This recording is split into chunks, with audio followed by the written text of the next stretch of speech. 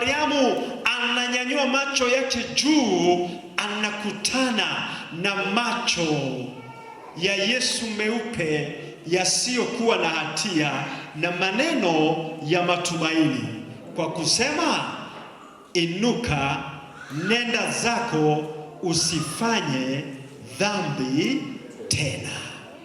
Swali: Mariamu aliondoka pale. Jibu: Mariamu hangedhubutu kuondoka pale. Kwa nini? Kwa sababu ifuatayo. Moja, alikuwa uchi. Kuna mtu hajanielewa. Mariamu alikuwa uchi, kwa hiyo asingeweza kuondoka. Hivyo Yesu alipotambua Mariamu hawezi akaondoka, akamvisha vazi lake.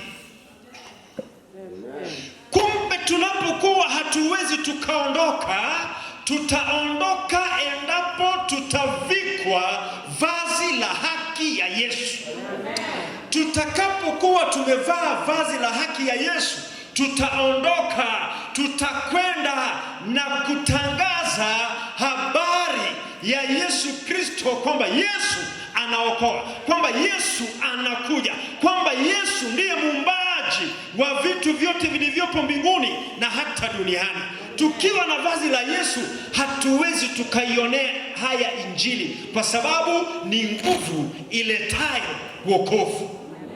Tukivaa vazi la Yesu hatuwezi tukazembea, hatuwezi tukakosa kumtolea Bwana zaka na sadaka.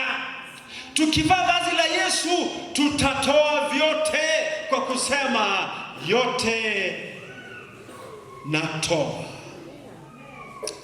Mariamu, ninamwona Mariamu anapokuwa amevaa vazi la Yesu. Ninamwona Mariamu anapokuwa amevaa vazi la Yesu. Wale waliokuwa na mshtaki wakiwa pembezoni mwa barabara, ninamwona Mariamu anatoka kwa ujasiri. Alikuja akiwa ameinamisha kichwa, anaondoka kichwa juu. Ukija kwa Yesu, wenda ukaja kwa Yesu kichwa chini, lakini unatoka kwa Yesu kichwa juu. Utakuja kwa Yesu unaumwa, na utatoka kwa Yesu umeponywa.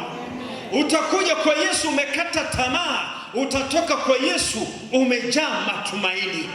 Utakuja kwa Yesu una ajira, lakini utatoka kwa Yesu ukiwa na ajira. Utakuja kwa Yesu una lolote, lakini utatoka kwa Yesu ukiwa navyo tele. Huyo ndiyo Yesu tunayemwabudu. Ndiye Yesu anayesema, sasa sikiliza, tujikite katika neno lake tuweze kukua focused kwenye mission. Sikiliza habari hii. Mariamu anapokuwa anatoka pale kwa ujasiri, anakutana na wale wanadamu, anawaangalia, anamwambia, haya basi.